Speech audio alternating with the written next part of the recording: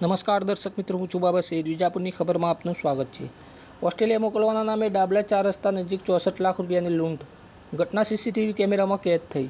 સમાચાર વિગતવાર જાણીએ તો વસઈ ગામે રહેતા બળવંતસિંહ સતુજી ચાવડા પોતાના દીકરા સિદ્ધાર્થને ઓસ્ટ્રેલિયા મોકલવા માંગતા હતા.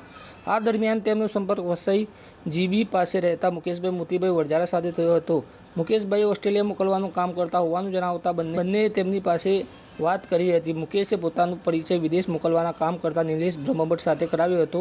નિલેશે વિદેશ મોકલવાની ગેરંટી આપતા સિદ્ધાર્થ અને મુકેશને 64 લાખ રૂપિયામાં ઓસ્ટ્રેલિયા મોકલવાનું નક્કી થયું હતું. નિલેશે બંનેને દિલ્હીથી મોકલવાનું કહીને પેમેન્ટ તૈયાર રાખવા જણાવ્યું હતું અને દિલ્હીથી 2 માણસોને ગોઝારિયા મોકલવાની વાત કરી હતી. બળવંતસિંહ પોતાની કાર લઈને ગોઝારિયા પહોંચ્યા હતા અને ડાબલા 4 રસ્તા નજીકના ગેસ્ટ હાઉસમાં રોકાયા. ત્યાંથી દિલ્હી આવેલા 2 આરોપીઓએ પેમેન્ટની માંગ કરી હતી. બળવંતસિંહે 32 લાખ અને મુકેશના ભાઈ ઈશ્વર વરજારાએ 32 લાખ રૂપિયા લઈને આપ્યા હતા.